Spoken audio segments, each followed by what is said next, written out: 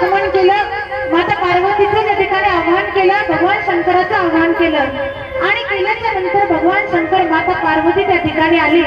पण त्या ज्ञान चर्चेच्या सभेमध्ये असे काही ऋषी बसले होते, वेगवेगळे ऋषी होते, सप्त ऋषी होते, ऋषी मुनी मार्कंडेय ऋषी होते, सर्व ऋषी होते, भृगु ऋषी होते आणि त्यामध्ये एक ऋषी होते, त्यांचं नाव आहे भृंगी ऋषी। आता हे भृंगी नावाचे ऋषी आहेत, हे भगवान शंकराचे कट्टर भक्त होते। कसे कट्टर भक्त होते? काही काही भक्त असे असतात की ते फक्त आणि फक्त एकाच देवाची पूजा करतात, एकाच देवाला मानतात आणि त्यांचं म्हणणं असं असतं की जगामध्ये दुसरा देव नाही, फक्त माझा एकच देव आहे। तसं भृंगी ऋषी म्हणायचे की जगामध्ये फक्त आणि फक्त एकच देव आहे, ते म्हणजे भगवान शंकर। ब्रह्मदेवाला मानत नाही मी, भगवान नारायणाला मानत नाही मी, कोणती देवी असेल तिला मानत नाही मी, कोणता दुसरा देव असेल देवी असेल त्यांना मी मानत नाही, फक्त भगवान शंकराला मानतो, असे असणारे कट्टर भक्त होते। त्याला म्हणतात एकनिष्ठ भक्त। भक्तीचे प्रकार सांगितले, त्यामध्ये एकनिष्ठत्व नावाचा एक भक्तीचा प्रकार आहे की जसं की नामदेव राया म्हणायचे की माझ्या पांडुरंगाशिवाय मला दुसऱ्या जगात कोणीच देव नाही, दर्शन देईन तर फक्त आणि फक्त नामदेव राया म्हणायचे पांडुरंगाचं, त्या पांडुरंगाशिवाय मला दुसरा कोणता देव माहित नाही, नेघे मी तयाचे दर्शन नाही काय प्रमाण आहे संतांचं। संत सांगतात नामदेव रायांची भक्ती कशी होती। नामदेव राया स्वतः म्हणायचे, सुरुवात काय? कटावरी कर नाही ज्या देवाचे, कटावरी कर नाही ज्या देवाचे, नेघे मी तयाचे दर्शन। ज्या देवाचं कटावर कर नाही म्हणजे ज्या देवाचे हात आपल्या कमरेवर नाही असे हात आहेत ना पांडुरंगाचे, जसे असे हात ज्या देवाचे नाहीत कटेवर, त्या देवाचं त्यांचं दर्शन केलं। आता समजा समोर हनुमंतराय आहे, इकडून बाजूला एका बाजूला श्री गणेश आहे आणि आपले आराध्य कोण असतील तो पांडुरंग आहे, तर मग भगवान पांडुरंगाचं दर्शन घ्यायचं का फक्त हनुमंतरायाचं बी दर्शन घेतलं पाहिजे, गणपतीचं घेतलं पाहिजे, तर दोघांचंही दर्शन घेतलं पाहिजे। बाजूला एखाद्या भगवतीचं मंदिर असेल, देवीचं मंदिर असेल तर तिथंही नतमस्तक झालं पाहिजे, कारण आपण ज्या ज्या ठिकाणी मस्तक ठेवू ज्या देवाच्या पुढे, त्या देवामध्ये कोणत्याही देवाचं दर्शन घेताना त्याच्यामध्ये आपले आराध्य दिसले पाहिजे, आपले इष्ट दिसली पाहिजे, आपला जो देव आहे प्रिय तो त्याच्यामध्ये दिसला पाहिजे आणि खऱ्या अर्थाने त्याच भक्तीला अर्थ आहे। या ठिकाणी एकनिष्ठ असणारे कट्टर भक्त असणारे भृंगी ऋषी म्हणायचे की मी फक्त माझ्या भगवान शंकराचाच भक्त आहे, त्याच्याशिवाय मला कोणता दुसऱ्या जगातला देव माहित नाही। पण एक वेळेस या आत्मचर्चेला, या ज्ञान चर्चेला सगळे ऋषी येऊन बसले आणि भगवान शंकर माता पार्वती सहित त्या ठिकाणी येऊन बसले। बसल्याच्या नंतर सगळ्या ऋषींनी भगवान शंकराला प्रणाम केला। ऐकायला का लक्ष आहे का नाही माझ्याकडे? आणि बाजूला बसलेल्या पार्वती मातेलाही प्रणाम केला। आता मात्र एक ऋषी उठले, ते म्हणजे भृंगी ऋषी। उठल्याच्या नंतर भगवान शंकराला प्रणाम केला, फक्त एकाला, आणि बाजूला बसलेल्या पार्वती मातेला प्रणाम केला नाही, म्हणजे दर्शन घेतलं नाही त्यांचं। त्यावेळी पार्वती मातेला आश्चर्य वाटलं, पार्वती मातेला राग आला, मनामध्ये असं वाटलं की आणखीन अज्ञानीच आहे म्हणून, त्याचं ज्ञान पूर्ण नाही का, कारण हा फक्त आणि फक्त भगवान शंकराचं दर्शन घेतो आणि पार्वतीचं घेत नाही, म्हणजे फक्त शिवाचं दर्शन घेतो, शिवाची शक्ती जी आहे तिचं दर्शन घेत नाही।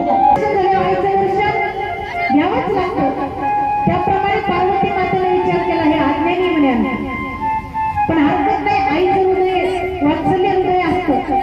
पार्वती मातेनं त्या ठिकाणी मनामध्ये कोणती गोष्ट आणली नाही, राग शांत केला। ऋषींनी सगळ्या देवतांनी सगळ्यांना काय केलं, भगवान शंकर माता पार्वतीची प्रदक्षिणा केली। आपण प्रदक्षिणा करतो देवाची, तशी देव समोर बसलेले म्हणून सगळ्यांनी भगवान शंकर माता पार्वतीला दोघांना वेळा घालून प्रदक्षिणा केली। सगळे खाली जाऊन बसले, फक्त भगवान शंकराला प्रणाम केला। प्रणाम केल्याच्या नंतर आता मात्र प्रणाम करेपर्यंत ठीक आहे, पण पार्वती मातेनं आता राग आला। पार्वती मातेनं पाहिलं की एकालाच वेळा मारला. आता मात्र पार्वती मातेला राग आला. राग आल्याच्या नंतर पार्वती माता आणि भगवान शंकर हे दोघं थोडे लांब लांब बसले होते, तरी पण त्यांना परिक्रमा मारली. पार्वती मातेनं दुसऱ्या परिक्रमेला काय केलं, भगवान शंकराच्या जवळ जाऊन बसलाय, एकदम जवळ लागून बाजूला जाऊन बसल्या. बसल्याच्या नंतर मनात विचार केला, म्हणे आता बघू हे भृंगी ऋषी फक्त भगवान शंकराची एकट्याची कशी प्रदक्षिणा करतात. आणि असं झाल्याच्या नंतर या भृंगी ऋषीने काय केलं, पार्वती मातेला जास्तच राग आला. पार्वती माता म्हणतात, अरे हा तो मूर्ख आहे म्हणे की आम्ही दोघं काही वेगळे नाहीत, हे काय माऊली ज्ञानोबारे वर्णन करतात अर्ध नारी नटेश्वराची. माऊलीनी ज्ञानेश्वरी मध्ये सांगितली की हे दोघे नसून एकच आहे. जसं की दोघांचाही न मोडता आकार एकची दिसे, शरीर अर्ध नारी नटेश्वर रूप दिसे. शरीर दोघांचं एक आहे पण प्राण मात्र एक आहे. दोन एक शरीर आहे, प्राण एक आहे. दोन प्राणाची माता ही होय सांगितलं. अर्ध नारी नटेश्वर भगवान परमात्मा वेगळं नाही, माया आणि ब्रह्म एक सांगितलं. पुरुष आणि प्रकृती एक आहे, वेगळे नाही. भृंगी ऋषीला या ठिकाणी असं वाटलं की हे दोघं काही वेगळे ठीक आहे, पण पार्वती माता आणि भगवान शंकराने आपलं रूप त्या ठिकाणी प्रगट केलं. भगवान शंकराने माता पार्वतीला त्या ठिकाणी संयोग केला आणि सांगितलं, पार्वती काळजी करू नको, याला पटवून देण्यासाठी आपण एक रूप धारण करू. म्हणून साक्षात भगवान शंकर आणि माता पार्वती आदिशक्ती जगदंबेने एक सुंदर रूप त्या ठिकाणी प्रगट केलं. आणि ते रूप म्हणजे कोणतं आहे, अर्ध नारी नटेश्वर. सगळ्यांनी एकच जयघोष केला. आणि ज्यावेळी सगळ्यांनी दर्शन घेतलं, अर्ध नारी नटेश्वर भगवंताच्या चरणावर प्रणाम केला. सर्व सप्त ऋषी देवता भगवान तसं त्या ठिकाणी टोकरू लागले. टोकरत असताना दोघांना वेगळं करण्याचा प्रयत्न करू लागले. पार्वती मातेला एवढा राग आला आणि पार्वती माता म्हणतात, अरे तू किती मूर्ख आहेस की ज्या ठिकाणी पिता आहे पण मातेला वेगळं करतोस. पण माता आणि पितापासून बालकाची निर्मिती होत असते, पण तू किती अज्ञानी आहेस की तुला या गोष्टीचा बोध नाही की ज्यावेळी जगातून ज्यावेळी एखाद्या बालकाचा पिता गेल्याच्या नंतर फक्त माता राहिली तर तो बालक अनाथ म्हणलं जातं. आणि त्याची माता असेल पिता नसेल तरी तो अनाथ असतो.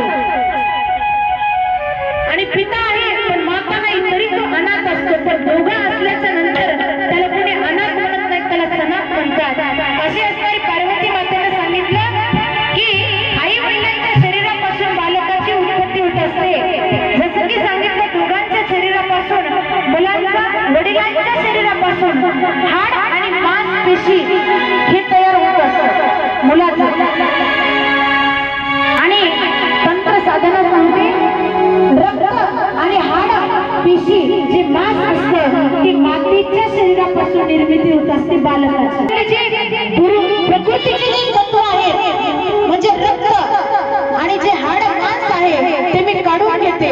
आणि लगेच पार्वती मातेने त्याच्या अंगातले सगळे भृंगी ऋषीच्या अंगातले हाड आणि रक्त पेशी त्या ठिकाणी काढून घेतल्या आणि त्याच्या शरीराच्या त्या ठिकाणी निर्दोष त्या ठिकाणी त्यांचं जे शरीर आहे ते शरीर त्या ठिकाणी जमिनीवर पडलं.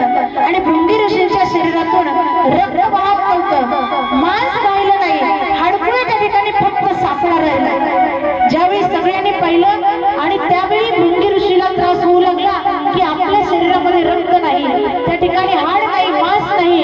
त्यावेळी दोन्ही हात जोडले आणि पार्वती मातेला क्षमा मागितली, भगवान शंकराला क्षमा मागितली. आणि त्यावेळी अर्ध नारी नटेश्वर त्या ठिकाणी देवाचं स्वरूप पाहिलं आणि त्या स्वरूपावर साष्टांग दंडवत त्या ठिकाणी भृंगी ऋषींनी केलेला आहे. आणि आता मात्र